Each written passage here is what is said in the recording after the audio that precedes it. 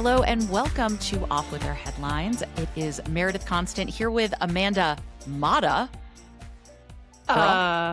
Girl, you got some explaining to do because when Shane was up at the altar and was asked, "Will you, Shane, take Amanda Matta to be your wife?" I said, "Oh my God, the minister must not know them very well.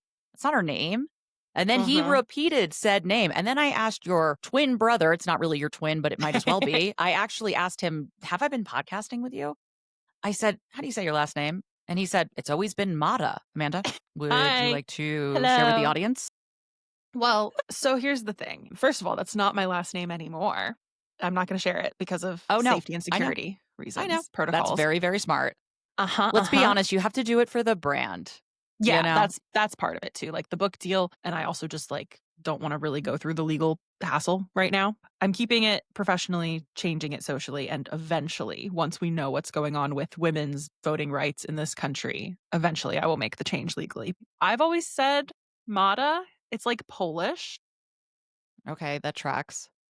But when I got internet famous, the punniness of my handle, which had been in place before I got internet famous, and people didn't realize it was my last name for a good 2 years until I started actually doing TV interviews and stuff.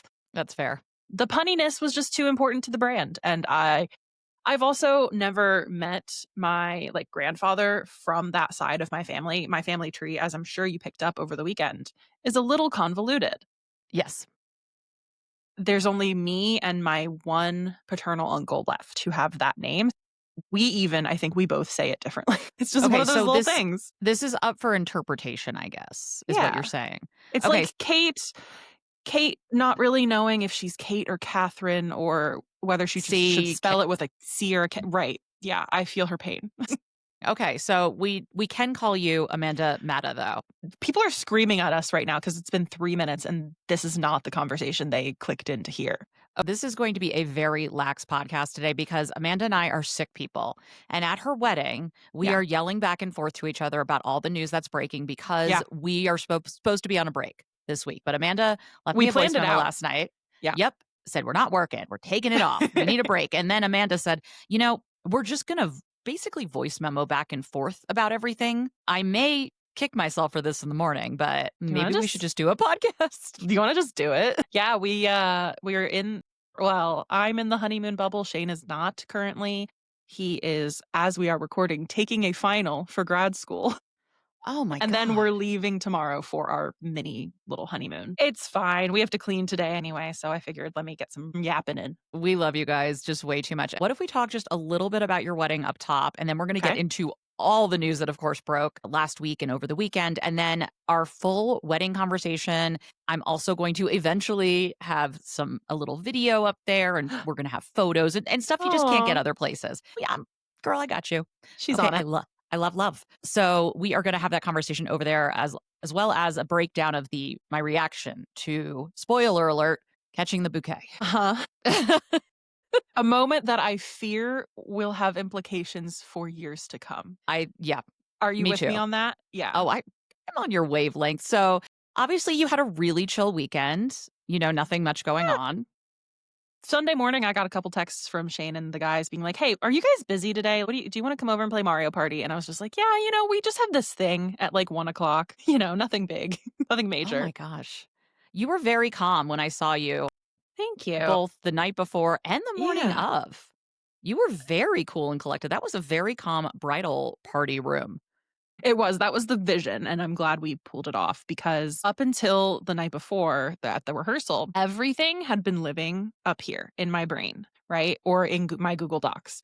And I don't think anyone read the 18-page packet I sent them ahead of time. So I did have a moment at the rehearsal, which we can get into in more depth on the Patreon, but I want to put it behind the paywall. And I did have a couple moments where people were just not, I want to find it here. They were not adhering to the vision or making my blood pressure stable. But by Friday night, when I got my crab cakes at the rehearsal dinner, and Saturday morning, when I welcomed the hairdresser at a crisp 7:30, I was very chill. And I was like, this is going to happen, and it's amazing. And there's nothing else I can do at this point because I'm locked in this room for 5 hours before it was we go going to be over. hard to escape. Yeah. Yes. Yeah. I had no idea what was happening with the DJ that morning. We hadn't set up his stuff. He was doing inside and outside services for us. So we had set none of that up the night before. And I was like, I'm just like not even going to mention it to anyone because I know they'll figure it out. I have to just trust that. That was the point I was at on Saturday morning. And it was a very smooth wedding, I have to say. It was very smooth. And Thank you. The ceremony was gorgeous. Did it all just kind of come together in a beautiful way? Yeah, it did. We set up everything ourselves the night before, which was really fun. Like, I really enjoyed it because I have been thrifting and going to vintage shops for months, getting the little tchotchkes, and I had baskets for everything. And I ended up having too much where we had some tables that were just decor. There was no purpose to them. It was just an accent, but it was just exactly what I've envisioned. Once I was up at the ceremony, everything was kind of just hazy. It was really, really nice to just live in that moment. Of course, Shane was also there.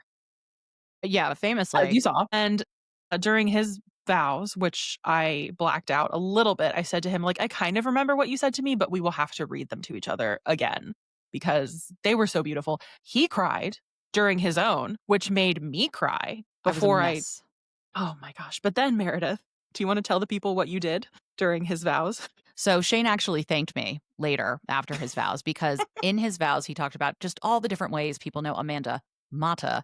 And one of the ways he described was from a Daily Mail piece about her. And I guffawed so loud. It reminded me of the time I went to see 13 the musical and I was the only one that laughed when the kid said he was starting Dan Quayle High School, which is so funny, or middle school, because come on, potato. And I'm it's fine. Dan Quayle was a VP candidate and he couldn't spell potato. He got that wrong. And that's why it's funny to go to a middle school named after this educational genius who couldn't spell potato. That was the joke. I laughed very hard. I also laughed very hard during Shane's Daily Mail thing. Oh my God, it was so embarrassing. I heard you because I was blocking everything out. Like, I didn't know. I was facing his parents. I was like, I don't even know if they're crying or not. Like, I couldn't move my eyes. Like, I was just locked in. And he's giving his vows and he's starting to tear up and he says that about the Daily Mail. And it's right before he got to like the really, really tender stuff. He just says like, to the Daily Mail, I forget what the adjectives were. Again, he has to read them to me again. And he finishes a sentence and I just hear, ha, from the back. And I'm like, there's Meredith. There's Meredith. Listen, know that feeling. It made me so happy. Yeah, he did thank me afterwards. Yeah, good. For getting that. I said, I got you, buddy.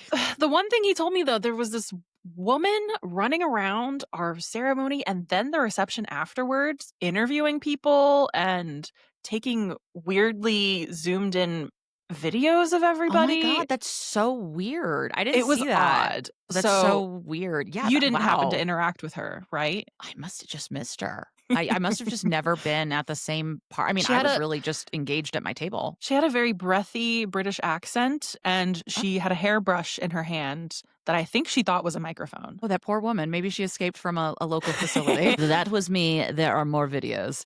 Your one video that you posted after sneaking into the bridal suite, I watched that after my bridesmaids had left, and I was sitting waiting with my parents, and I was having, I don't know if it was nerves or just like everything was hitting me, but I was just sitting there and I was a little dizzy and I had cramps and I was just like, what is happening? And I was like, I just need something. So I like opened my phone and I was just like trying to distract myself. And then that video came up. I was laughing my ass off, fully ready to go.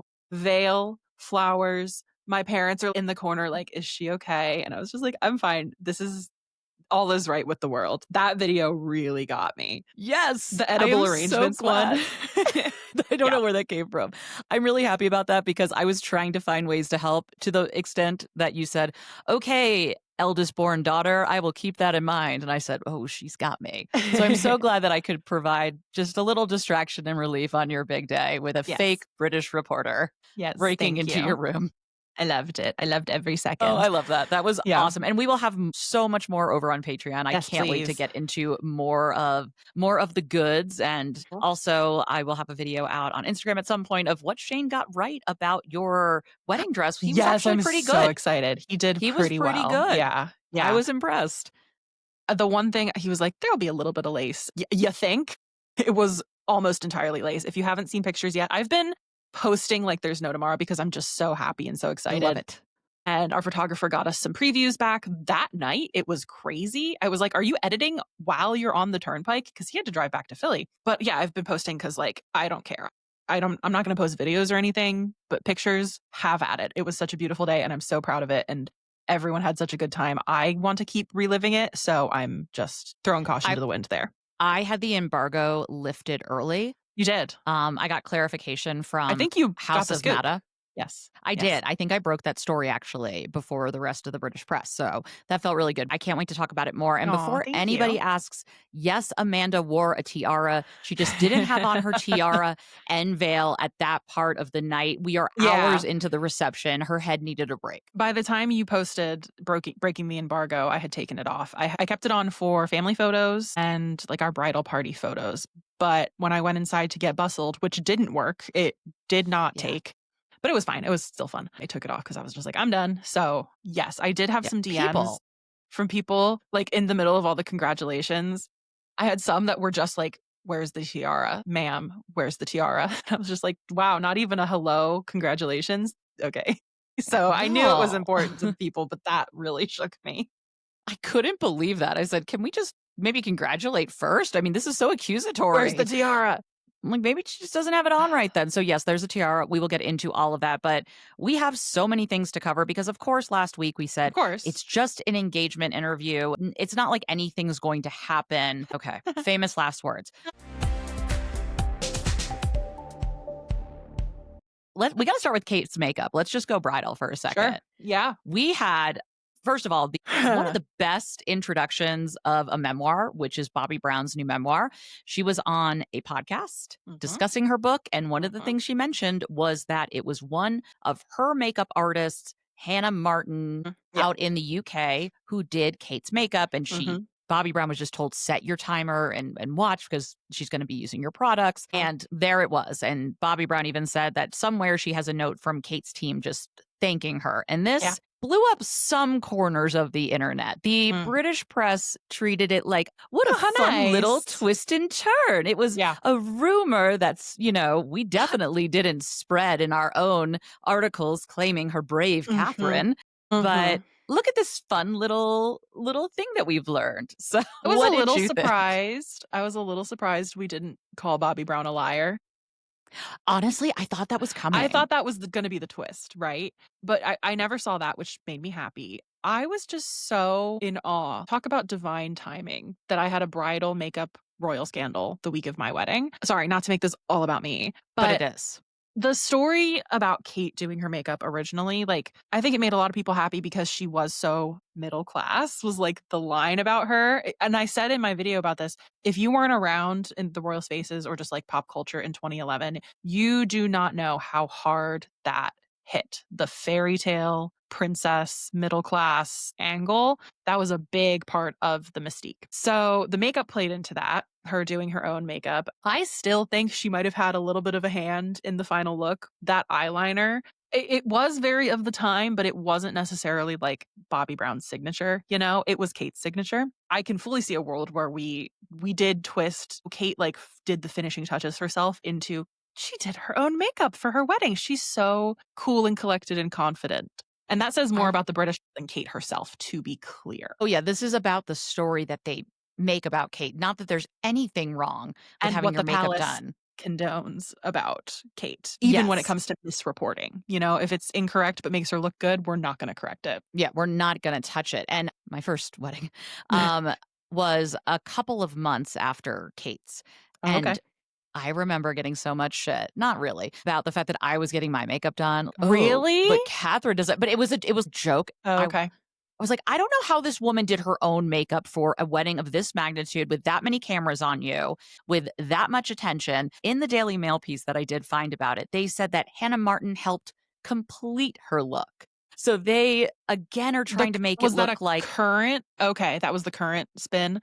Okay. Yes, that it wasn't, she didn't do the makeup. She helped Kate complete it. But it sounds like it might have been the other way around, which is fine. Fine. And it's also interesting, like, there was a different artist credited, 14 years ago. It wasn't Hannah Martin. We knew she used Bobbi Brown products, but we didn't hear Hannah Martin's name. I think it was Andrea Prescott or something like that. It was an A and a P that allegedly That was the Catherine had some rumor. lessons Yeah. with her. And then she decided on the day she was going to do her makeup herself. She didn't need this woman there. But Hannah Martin really wasn't in the lexicon. Right. Which is, it's just so interesting how these stories take root and what becomes accepted truth. The debunking is so fascinating that this has happened. But bravo, Bobby Brown, for good PR for your own memoir. Like, that's a great way to get publicity. I didn't know she had a book coming out, and now I do. Yeah, Bobby Brown went to Emerson, and so our TV station area had a Bobby Brown makeup studio. We didn't get Bobby Brown products, but her name was on it. Her name was on it. Thank you for donating the money, Bobby Brown. To build the space. Yes, which was great. I would have loved product, but you know what? You take what you can get. Yep. What I found so interesting is a lot of people, immediate reaction online was, well, the palace doesn't correct everything. That's what I got. It's either the palace lies or the palace doesn't correct everything. When did Kate say that she did her big one? makeup? Catherine never that was said. A huge one. Mm-hmm. Yeah. They also didn't, like you said, correct it. And we've, I think, corrected far less. The extensions comes to mind. And baby Botox. We have threatened to sue just for things that are true, but we might think are unflattering. So there was a whole Tatler Kensington Palace issue over this about how Catherine was described and also her mother, which they didn't like. They didn't like it, but was it inaccurate? I know. And it was just unflattering. So they will correct when they don't like that narrative. And we talked about that with her hair and even changing the color and what it means to be a regal, timeless princess. Have you noticed that the half up, half down is becoming part of her look this fall? Oh, yeah. Sure do. We can move on to our next Kate story because I think that plays into it very nicely. She had her hair half up, half down for an event where she walked backwards down some stairs in 4-inch heels. What can she do? But does she dance like Debbie Reynolds when she's dancing and Singing in the Rain? It's like, yeah, she's doing the same moves and she's doing it like backwards and in heels. You know, I mean, walking backwards is, guys, I thought when I got a DM about this that someone was just like making a joke like, and she can walk backwards downstairs in heels. The thing with those heels too, you don't walk on the stiletto part. You're on your tippy toes. Like she's just landing on the pad of her foot, you know? It makes Kate look ridiculous. And I'm not saying it's Kate's fault. She was walking. She didn't ask for this coverage. Yeah. But there is so little to report on that we have to make a grand splash about walking downstairs. I am convinced we're being punked at this point. Let me find it.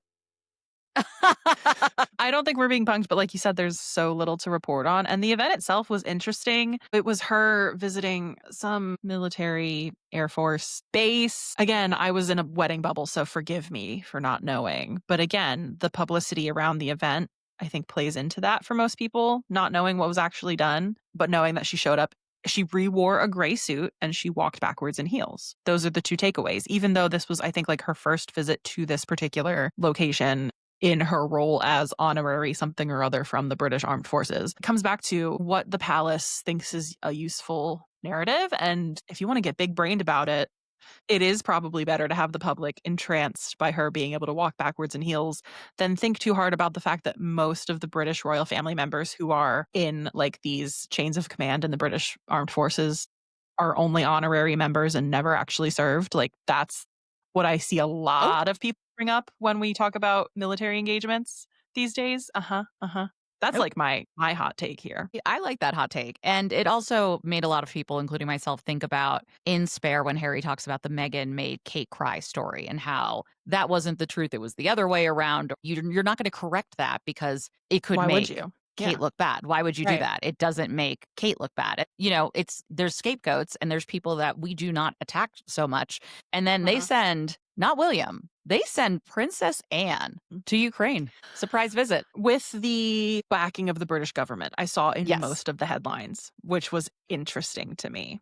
Me too. Underscore that this was the plan all along. This is what she's there for. Yeah, I just, timing-wise, found it, again, interesting. It got me thinking. It got me thinking as well. I think Anne is who you send, and especially if you're King Charles. If they're going to send an official, you don't want global statesman Will going because he is trying to steal too much of your thunder, which we will get into. Anne is a stalwart. It makes sense. I also think there was a tie-in to like a children's charity or some sort of work that Anne was connected to.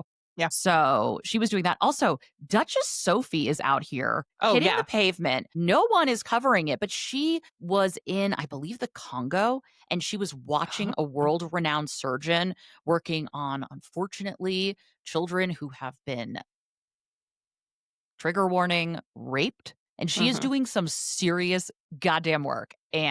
But Kate walked downstairs backwards. It's like, what are we doing? Yeah, it's sad. It really is. And I think I'm thinking back to being in the same room as Prince Edward again. Sorry, Meredith. Of course. And someone telling him, give my regards to Sophie, and him being just like, why? Why would I do that? The rest of the supporting cast of the royals, I think they aren't vying for the spotlight in the same way that you have the first string royals doing. But also remember, the households don't talk to each other. That was confirmed for me when I was in that room also. Like they actively are frustrated by it, but it never changes. There is real work being done, but not so much by like the principals, which is a shame. You had Camilla earlier this month. She did her reading room festival again, which was great. This was right after the Trump state visit, which made me laugh. Like they waved the Trumps away, and then immediately that weekend there was a big reading festival. It looked fun. I would have loved to go. Oh, it looked fabulous. She had Richard Osman there, who I love. He's the Thursday Murder Club author. I've gotten to chat with him a little bit at events. And I sent you a voice note. I wanted to plug this really quickly. There's a Prince Edward mention in the new Thursday Murder Club book. So I'm just going to tell you the joke because it's so fucking funny to me. So there's a female police officer character, and she is like basically on shit detail. They're like, ugh, this is so boring. And then it's revealed they're just setting up for a royal visit and doing security checks. And she's like, I don't even know who it is. I hope it's a good one, like the king. They didn't say Kate, which I found interesting. They just said the king. We didn't want to bring Catherine into it. Richard Osman, I understand. And she's like, I hope it's the king and not someone down the tiers like Prince Andrew or Prince Edward. It's left there. And then a little bit later, she's talking to someone and they're like, oh yeah, the royal visit's coming up. And she's like, oh yeah, you don't happen to know who it is by any chance. And the person tells her, yeah, it's the Duke of Edinburgh. And she says, oh, okay, amazing. That's a good one.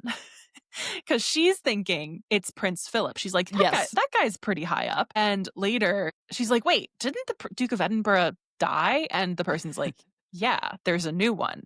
And she goes, wait, who's the new one? It's Prince Edward. And she's like, God damn it. It was so, I was dying reading this. What are the odds? If you haven't read the Thursday Murder Club books, there's 5 of them now. They're so good. It's amazing. It feels like a cast of characters in my head because they do all kind of come back. I'm like halfway through the new one, loving every second. But yeah, that was my little list. Real life royal tie-in. That recently. Was so good when I saw that joke. And speaking of TV, we had Prince William electric scootering his way into The Reluctant Traveler, which is a television show hosted by Eugene Levy, who is the father of Dan Levy of Schitt's Creek and also the dad from American Pie. Yeah. Which is really where he's known. And obviously he was also in Schitt's Creek. So, The people know him. The people love him. I haven't been able to watch. I don't know if I will. I've seen the clips, though. There have been lots of clips. I've seen the clips. And the royal account, the Kensington Royal account, is sharing the clips. So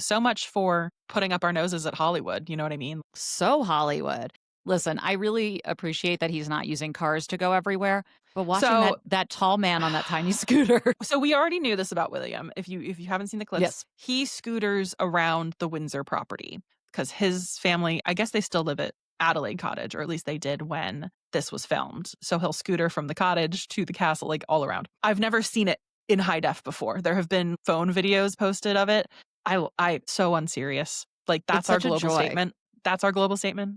Really? I was thinking about it in Sam's Club as we were picking up our wedding cake, and I realized I had a stank face as I was thinking about Prince William on a scooter, and a woman was like looking at me kind of like offended. I was like, oh my God, I'm so sorry. Let me fix my face. I was just thinking about Prince William on a scooter. On a scooter. Have you seen it?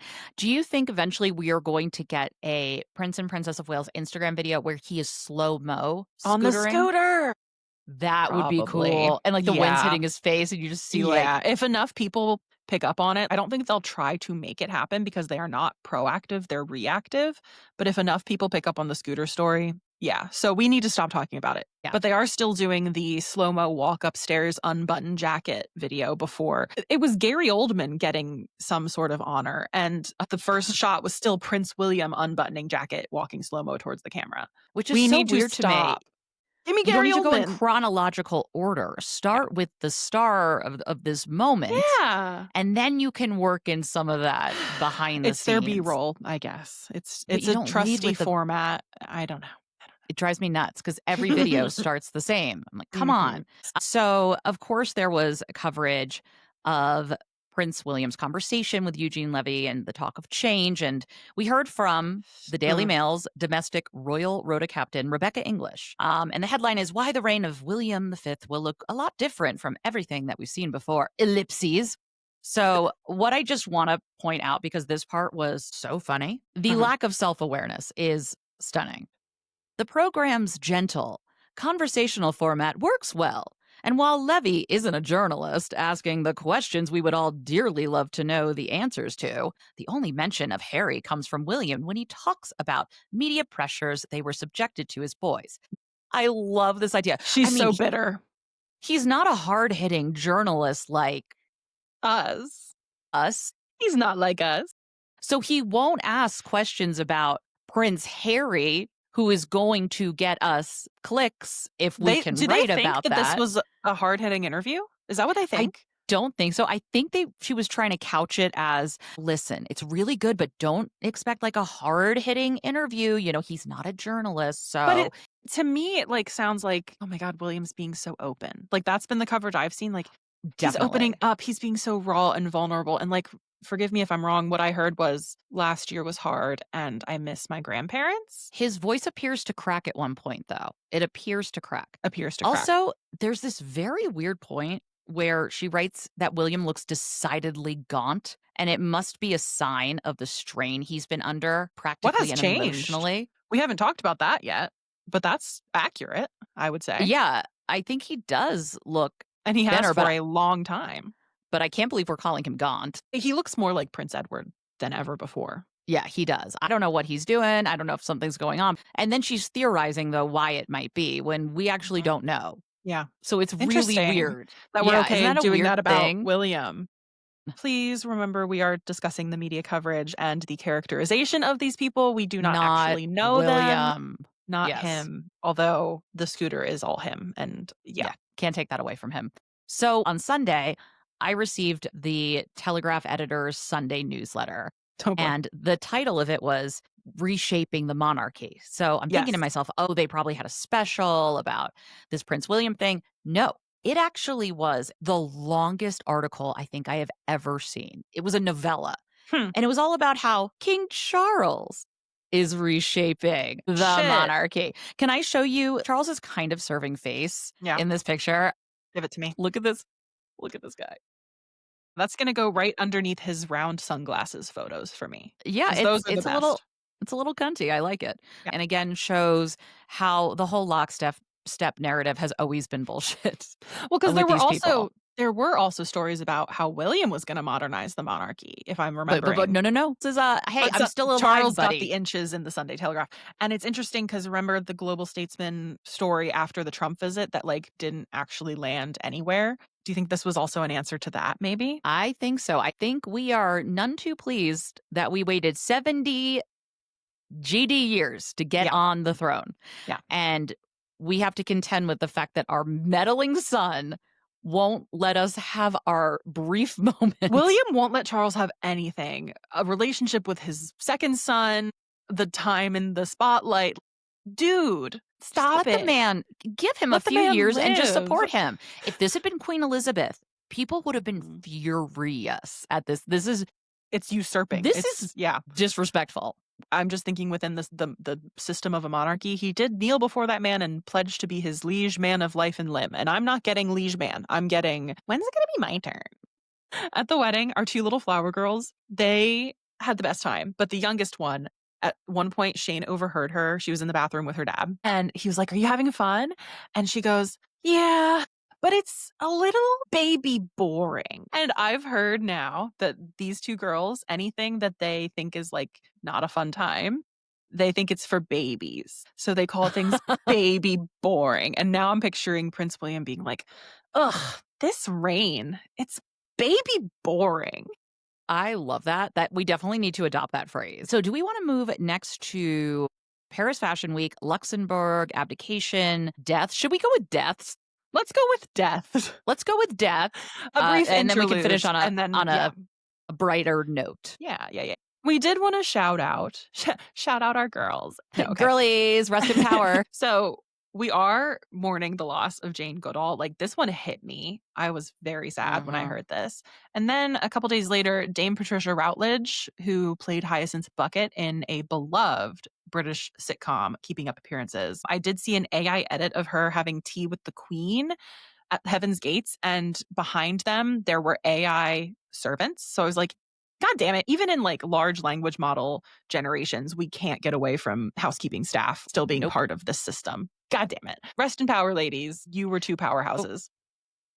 Also, the Hyacinth Bucket is funny because that was one of the parts that Kensington Palace took issue with in the description of Carol Middleton in the Catherine the Great piece from 2020. Yes, it was. I was wondering. This kind of keeping up appearances. So I said, oh, look at that little tie-in. Look at that full circle moment. Yes, but she was much loved. She is much missed already, I know. I have also seen AI edits of these two women having dinner together, which I don't know what they would talk about. Yeah, but that's a weird one. Please, I'm begging you, put down the AI, back away slowly. Please. This is not going to be good when the computers are smarter than us. Use your brain.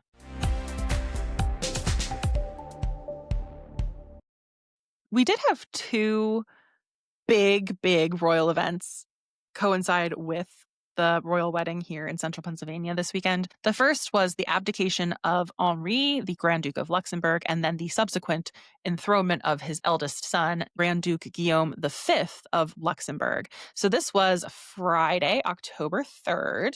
We have talked before about how this is becoming tradition in Luxembourg, that the Grand Duke will appoint their heir apparent as kind of a regent. They call it lieutenant representative about a year before they abdicate. So last spring, April 2024, it was actually after the abdication of Queen Margrethe of Denmark that Henri started talking about his retirement. He said there were plans. There's going to come a day where it kind of has to be done, and I'm going to retire. And then we finally got the official announcement of this in June. It wasn't very long after that initial suggestion. It was June 23rd, 2024, for his 69th birthday. He let us know that he would be abdicating and appointing his son as lieutenant representative last October. So he had a full year as kind of regent, quasi-regent, and then took over just this week. So it was a beautiful day. The pictures were so fun. You can tell this is a family who just loves each other. There was no beef. No one was bitter because everyone had time to adjust, which I think is good. I think it's wise. And it's nice when this can be a celebratory moment. It's kind of weird when it's mixed with this grief of losing a monarch. Also, I realized that I think Princess Mia Thermopolis of Genovia really set the standard for how to go through this process, because I believe Queen Julie Andrews, she can just be Julie Andrews, and you know who I mean. Yeah. She also went through the abdication process, and Mia had time to kind of be her regent and learn the ropes and learn the importance of pear popcorn. So what a trend. Find a husband. Absolutely. I found it very interesting, and I haven't seen reasoning for this. Grand Duke Henri, he actually abdicated. So it was the 3rd of October. He abdicated 4 days before he would have hit his 25th anniversary on the throne. So he took over from his father, Grand Duke Jean, on October 7th, 2000. So he missed his silver jubilee by 4 days. And I'm really curious why we didn't go the extra week. I'm kind of into that diva. Was he just like, I really just don't need another party? Done. I'm good. I don't know. I don't need Katy Perry singing I Kissed a Girl at my... I'm just kidding. Let me look here really quick. He's got one of those river cruises. And he's like, I can't miss it. Okay. It's just going to be I don't want to pick it up in a different port. This diva did not want one more party. He wanted peace. He's like, I'm done. I'm good. But we had some royal representatives from other houses around Europe present. You had the Belgian royals, including Princess Elizabeth, who is the next in line after her father. And then you had the Dutch royals, Queen Maxima and King Willem-Alexander. But our girl, Princess Amalia, stole the show. So there was the morning enthronement for Guillaume, and then there was an evening gala with tiaras, but also with an emerald, like a cabochon emerald drop brooch. Oh my God. I was living. This woman can do my no forever wrong. girl crush. I just love the way she approaches royal fashion. She's so I love it. perfect. So perfect. She's our queen. She really is. We're very into her. She's the patron saint of this podcast, I think. She is the patron saint of this podcast. That's a really good point. Maybe that our top tier should just be to the order patron saints. The Order of Amalia. Yeah, that's our order for sure. We'll work on it, yeah. We'll get merch. But speaking of another queen taking over a runway of sorts. Still recovering. Me and Meghan both showing up in full white outfits on the same day. I will never get over it. You know what's really nice, though? You know, when she said her regrets for your wedding, which was really thoughtful of her. Stop. You know, this makes I'm kidding, guys. Fake news. We didn't invite Meghan to the wedding. We didn't. Like, it's my wedding. I did send them. You know how you send like extra wedding invitations to companies? I did send one to her like agency. No reply. So yeah, that's where I stand. Turkey Hill Dairies sent us free ice cream and an ice cream scoop. Meghan Markle, you got to step it up. Meghan, where's that jam? I'm just kidding. Where's that jam? Where's that Sauvignon Blanc? When you came over to my table with your phone held kind of accusatory and said, look at this. And I said, I've already seen it, but I was trying not to bother you because you're like kind of getting married and stuff. It was between pictures and I was already married. You said back to business. When we saw not one, but two looks. So to set the stage, Meghan, Duchess of Sussex, made her grand debut at Paris Fashion Week, where we have a ton of shakeups in the different fashion houses. So many directors, longtime creative directors have moved houses, including Balenciaga, which was Demna. Demna moved to Gucci, which had their show last week, I think. And I get all of this from Every Outfit, the podcast. This is the only reason I know any of this. Oh my gosh. So this weekend was Balenciaga with Pierpaolo taking over for the house and bringing in this sleek, beautiful kind of elegance and draping and all of this stuff. And Meghan has supported him before. They have a relationship. I believe he's dressed her before. So she steps out in not one, but two custom looks, like doing the Fantasia of the light and the dark at the end. If you know, you know. She walks out in this white oversized button down with these flowing white pants and this scarf that is draped over her shoulders, running down her back. It was so chic. It was stunning. Minimal jewelry, minimal makeup. She had on a Tom Ford lipstick, which is probably sold out, and then just pumps and a clutch. So flawless. So flawless. I love that she got to do the walk to her seat. She was front row, baby. She was front and center and also met the real life basis of Miranda Presley, allegedly, Anna Wintour, Presley, you know, same difference. Does she need a last name, really? So Miranda. That was iconic. It was so iconic. And equally iconic, her face card, which has the girls talking. Have you seen all the discussion of her potential work that she's had done now on social media? It's a mini scandal.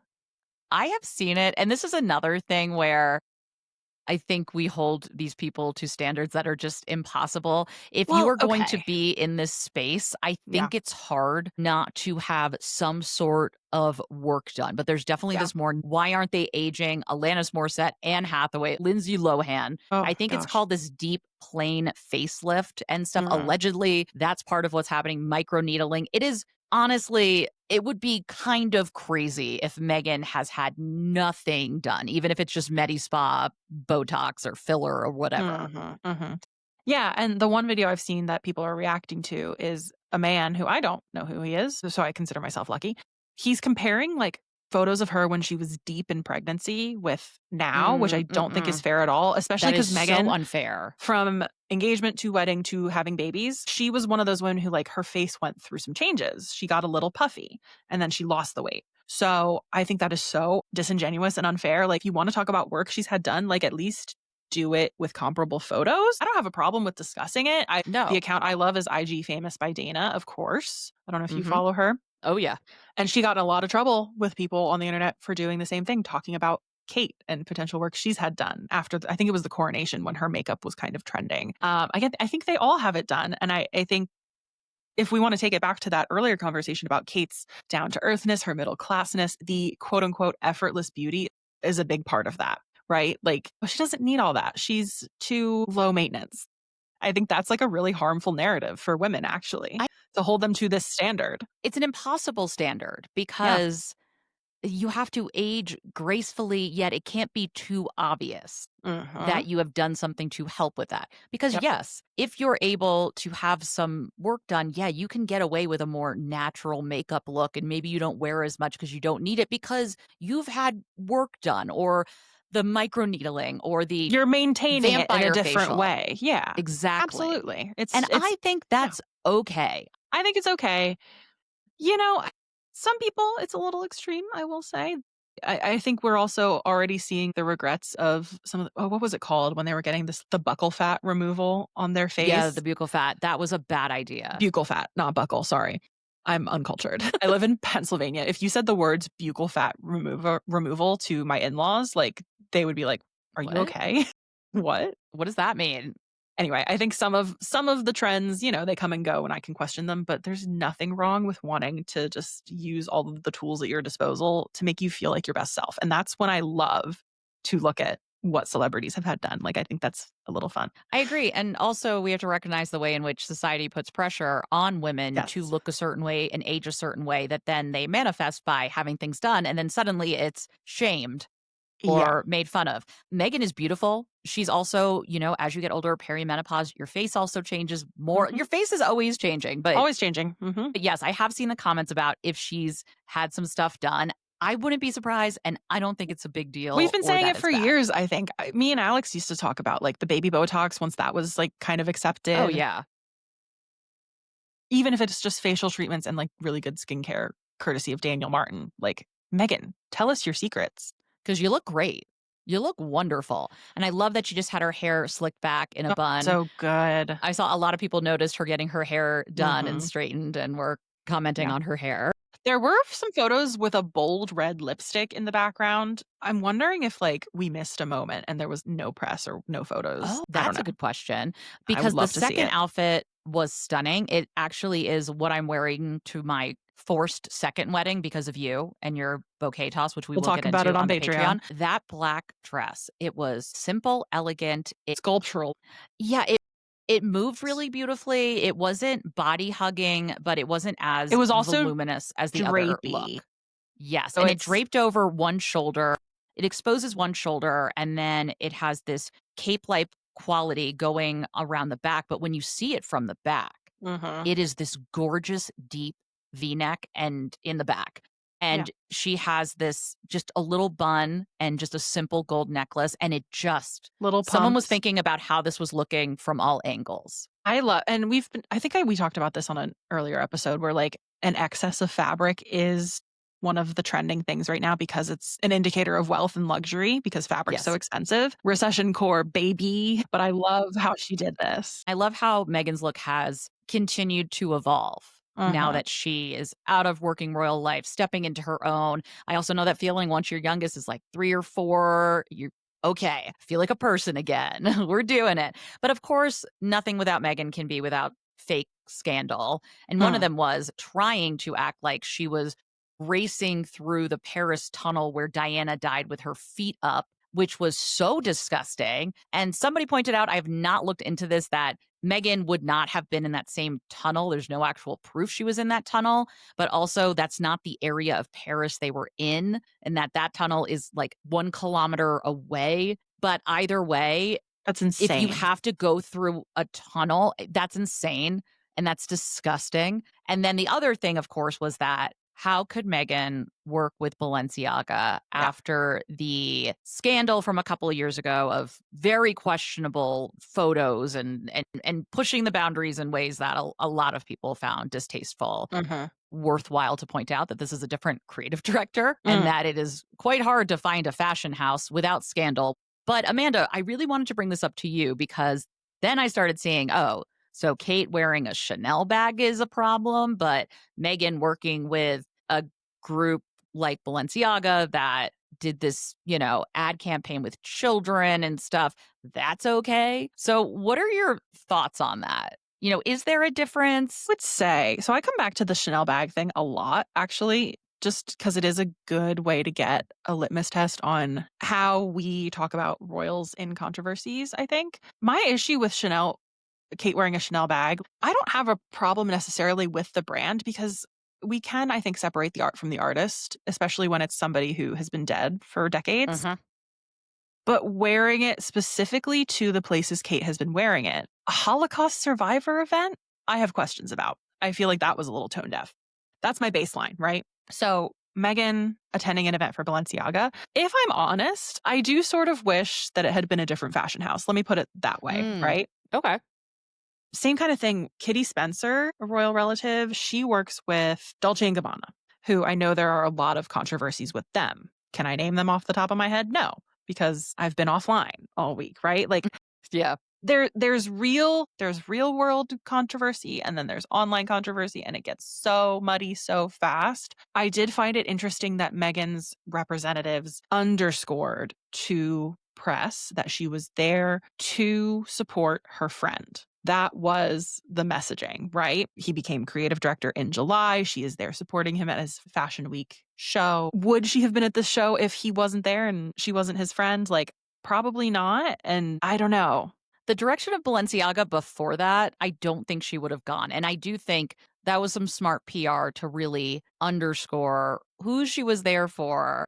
Not that everyone understands all the different fashion houses. And I totally get the complexities of it and the... But my thing with it is, like, yes, it was the brand that did that. But again, the campaigns in 2022, like you said, would have been under a different creative director. And at the end of the day, these houses are more interconnected than I think we want to believe. Like, there's probably shareholders making money off of all of them. Well, and some of them are owned by some are independent, some are under, I think, the LVMH. Yep. So there's a lot going on here that's way bigger. I think holding Meghan accountable for, well, you promote child safety, and yet we have gone to there are different standards for exactly. You can find contradiction and hypocrisy in everything anyone does. Yes, because you absolutely can. Things are interconnected. I also think for Balenciaga, this was such a smart move. Oh, you're friends with Meghan. Meghan's going to be one of the most photographed women. We want to show what we're doing now. We are trying to continue to smooth, kind of get past what happened. And we want to put forth this different image of us from that standpoint. Yeah. Smart move. Well, Balenciaga, didn't they also sue the people who produced the ad for them? Hold on. November. Okay, yeah, here. November, Balenciaga filed a $25 million lawsuit against the producers of the ad campaign. Then they dropped the suit the following month. So, like, they recognized it was a bad move at some point. So I'm glad somebody recognized that this was just bad. Just very bad. And they want to move in a different direction. Yes, the lawsuit was because he included legal documents from the U.S. Supreme Court decision on child pornography laws in the suit. That was what it was. Yeah. So it was like they were trying to separate themselves from the set designer and the production company in like whatever way they could, right? I don't know. They never apologized. Yeah, I'm also like, but who had sign off on this, though? You know what I mean? They did issue an apology. So they said they apologized. They announced they had pulled the teddy bear ads. I'm trying to grapple with it because it can be true that there are different standards for Meghan than for anyone else in the world. And would you be mad about this if it wasn't Meghan, right? Like, how many other celebrities were there? Are you mad that Anna Wintour was supporting Balenciaga? Anne Hathaway was in a Balenciaga t-shirt. And no one said anything. So I also think, and this is something I grapple with, and there's a great book if you want to look at the art and the artist. It's called Monsters. If Meghan had taken Archie and Lilibet to the Balenciaga show, sure, I would be upset. Weird. But that's not what happened. It's not what happened. And I also think In thinking about the importance of the Me Too movement and what we're okay with, what we want to see change, what do we want the outcomes to be? What does it look like? Is it straight cancellation? Is it we are going to put pressure on brands to change? Which might be what's happening at Balenciaga now. Maybe she's talked to her friend, and maybe Meghan knows more about how her friend is going to run this fashion house than we do. I don't know. Yeah, and if Balenciaga did issue an apology and has started to do things differently, is that change enough? I don't know. I'm not saying yes or no. I just think it's good food for thought in what do we want to see? Do we want to just, when's cancellation like, this needs to disappear forever. These people need to Prince go Andrew into hiding. And Sarah Ferguson exactly. is the answer. That. Because there's no accountability and there's no impetus for change. There's no desire. I think it's a good conversation and good food for thought. We are going to wrap things up here so that we can move over to Patreon for more wedding content. So please go over there and check it out. The link is in the bio. And we have to thank, obviously, our press secretaries, Molly, Lulu, Molly, Nikki, and Jessica. We got there. who they would have been able to handle that bustle. I have a feeling.